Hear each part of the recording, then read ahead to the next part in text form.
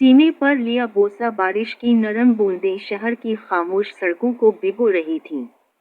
रात के 10 बज चुके थे और कैफे की खिड़की के पास बैठी आयशा बेचैनी से बार बार घड़ी देख रही थी।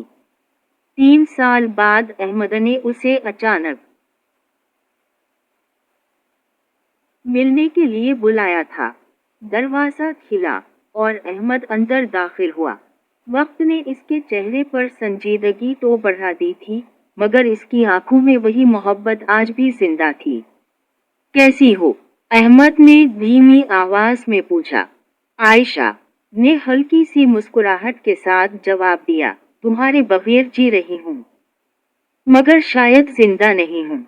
चंद लम्हों की खामोशी दोनों के दरमियान फैल गई। अहमद ने मेज पर एक पुराना लॉकेट रखा। ये तुम्हारा है? आयशा की आंखें हैरत से फैल गईं। ये तुम्हारे पास कैसे, जिस रात तुम अचानक गायब हुई थी? ये मेरे हाथ में रह गया था। आयशा की नजरें झुक गईं। मैं अपनी मर्जी से नहीं गई थी अहमद। अहमद ने चौंक कर उसकी तरफ देखा। फिर क्या हुआ था? आयशा कुछ बोलने ही वाली थी कि कैफे के बाहर एक सियाह गाड़ी आकर रुकी। इसने खिड़की से बाहर देखा और इसका रंग उड़ गया। वो लोग यहाँ भी पहुँच गए। अहमद ने फौरन इसका हाथ थाम लिया। कौन लोग? जिन्होंने हमारी जिंदगी तबाह की। दोनों जल्दी से कैफे से निकले और बारिश में भीगत गलियों की तरफ दौड़ने लगे। एक सुनसान पार्क में पहुंचकर आयशा की सांस फूल गई। मैं मजीद नहीं भाग सकती। अहमद ने उसे अपने करीब किया ताकि वो संभल सके। आयशा ने सर इसके सीने पर रख दिया। इसे बरसों बाद ऐसा महसूस हुआ जैसे दुनिया का हर खौफ खत्म हो गया हो। अहमद ने मोहब्बत से इसके माथे को चूमा और आहिस्ता से कहा, अब मैं तुम्हें कभी तन्हा नहीं छोड़ूंगा। आयशा ने आंखें बंद कर लें। जज्बात के इसी लम्हे में उसने अहमद के दिल की धड़कन सुनी और बेख्तियार इसके सीने से लपट गई। अहमद ने नरमी से इसके सीने के करीब दिल के मकाम पर एक मोहब्बत भरा बोसा दिया और मुस्कुरा कर कहा, ये इस दिल के लिए जिसने हमेशा सिर्फ मुझे चाहा। आयशा की आंखों से आंसू बहने लगे, मगर इस बार ये खुशी के आंसू थे। अचानक करीब झाड़ियों से किसी के कदमों की आवाज आई। दोनों चौंक गए। अहमद ने फौरन आयशा को अपने पीछे कर लिया। अंधेरे से एक नकाबपोश शख्स नमूदार हुआ। आखिरकार तुम दोनों मिल ही गए। इसके हाथ में एक लिफाफा था। ये तुम्हारे बाप की आखिरी अमानत है।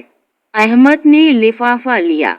अंदर एक तस्वीर, एक पुरानी चाबी और सिर्फ एक जुमला लिखा था, अगर जिंदा रहना चाहते हो तो हवेली नंबर 17 मत जाना। आयशा ने हैरत से कहा, मेरे अब्बू तो कहते थे कि वो हवेली बरसों पहले जल चुकी है।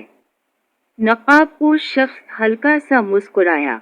जली जरूर थी, मगर इसके राज कभी नहीं जले। ये कहकर वो अंधेरे में गायब हो गया। अहमद और आयशा एक दूसरे को देखने लगे। क्या हमें वहां जाना चाहिए? आयशा ने धीरे से पूछा।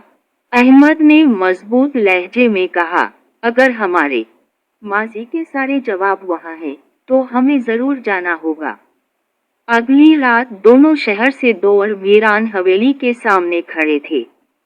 दरवाजा बरसों से बंद था, मगर पुरानी चाबी ने ताला आसानी से खोल दिया। अंदर हर तरफ गर्द जमी हुई थी। अचानक ऊपर वाली मंजिल से किसी के चलने की आवाज आई। आयशा ने खौफ से अहमद का हाथ मजबूती से पकड़ लिया। ऊपर कोई है। अहमद ने मोबाइल की रोशनी ऑन की और सीढ़ियां चढ़ने लगा। जैसे ही वो आखिरी सीढ़ी पर पहुंचे, एक कमरे का दरवाजा खुद ब खुद आहिस्ता से खुल गया। कमरे के बीचों बीच एक पुरानी कुर्सी रखी थी और इस पर एक सुर्ख रंग की डायरी पड़ी थी। अहमद ने डायरी उठाई। पहला सफ़ा खोला तो दोनों के चेहरे का रंग बदल गया। डायरी के पहले सफ़े पर सिर्फ एक जुमला लिखा था, सितारा सितारा تم دونوں کو یہاں نہیں آنا چاہیے تھا، کیونکہ کھیل اب دوبارہ شروع ہو چکا ہے۔